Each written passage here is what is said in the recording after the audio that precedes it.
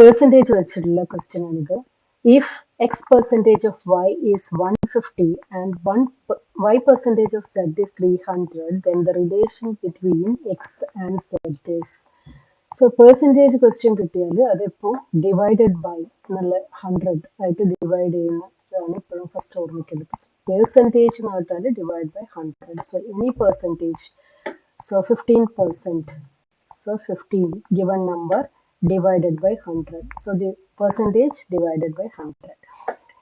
ഇവിടെ x percentage of, so x percentage കെട്ട divide by 100 is of എന്നല്ലേ, of എന്ന് പറയുമ്പോൾ multiply, so of multiplication. So percentage എവിടെ കേട്ടാലും divided by 100, of എന്ന് പറഞ്ഞാൽ multiply. ഇനി ഈസ് എന്ന് പറഞ്ഞാൽ ഈസ് ഈക്വൽ ടു ഇത്രയും കാര്യങ്ങൾ മനസ്സിലാക്കിയാൽ നമ്മുടെ കിട്ടിയ സെന്റൻസിന് ഒരു മാത്സ് ഫോമിലേക്ക് മാറ്റാൻ പറ്റും. So X percentage of, percentage X by 100 of multiply Y is, so is equal to 150. സോ ഇത്രയും സെന്റൻസ് ഫ്രെയിം ചെയ്ത് കഴിഞ്ഞു.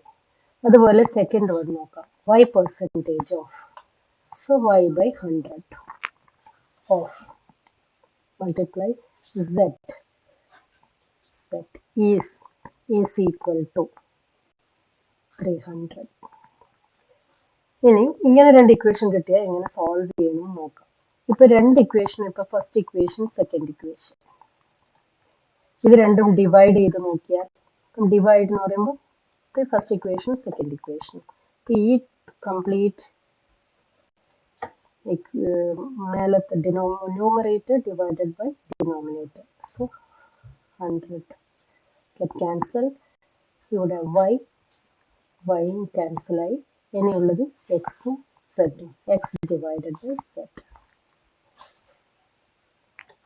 ഇവിടെ ഡിവൈഡ് ചെയ്ത 15 by 30, 2 times.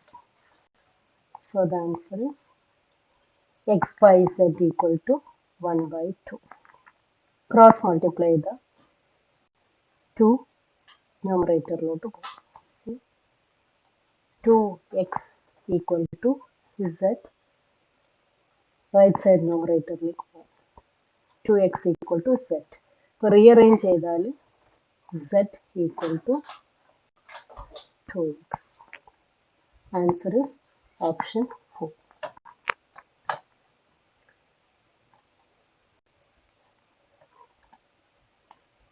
അപ്പോൾ ഈ ഒരു മെത്തേഡിൽ എല്ലാവരും ചെയ്തു നോക്കുക. Thanks for watching.